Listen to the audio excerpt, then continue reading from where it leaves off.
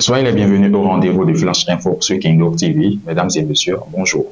Le conseil municipal d'Abomey-Calavi retrouve la totalité de ses membres.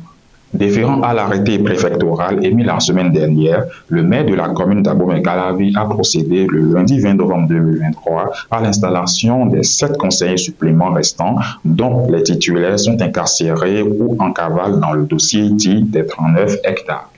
À la Cour suprême, Victor Adossou, peu satisfait du budget alloué, sollicite une augmentation.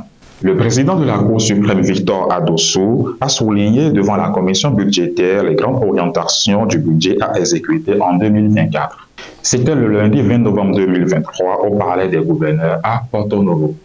23 milliards 300 millions de francs CFA pour le numérique et la digitalisation pour le compte de l'année 2024 en ce qui concerne le budget général de l'État.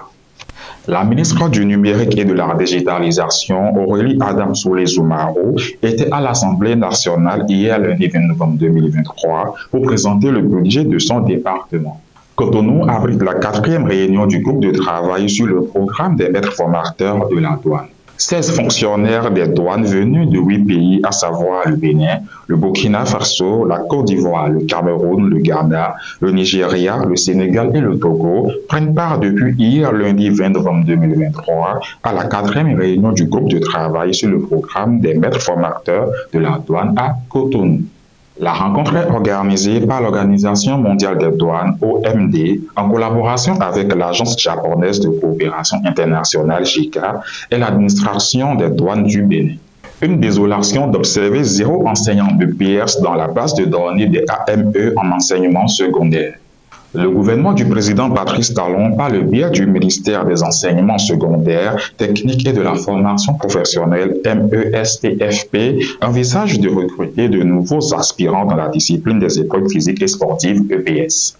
Et pour cause, il y a plus d'enseignants de PS dans la base de données des aspirants au métier d'enseignant AME.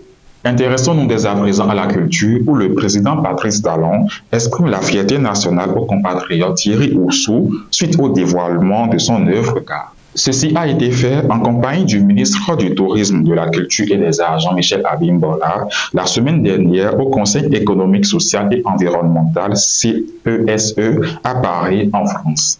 L'afrobeat béninois se met à l'honneur avec l'artiste Nardano qui laisse une empreinte indélébile sur la scène ivoirienne.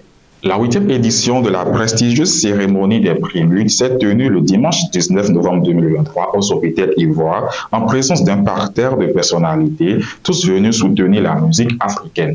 Au programme, discours, prestations artistiques et surtout récompenses des différents acteurs ayant marqué la sphère musicale. Et voici le point de l'essentiel à retenir en ce jour. Merci de nous avoir suivis, portez-vous bien et à la prochaine.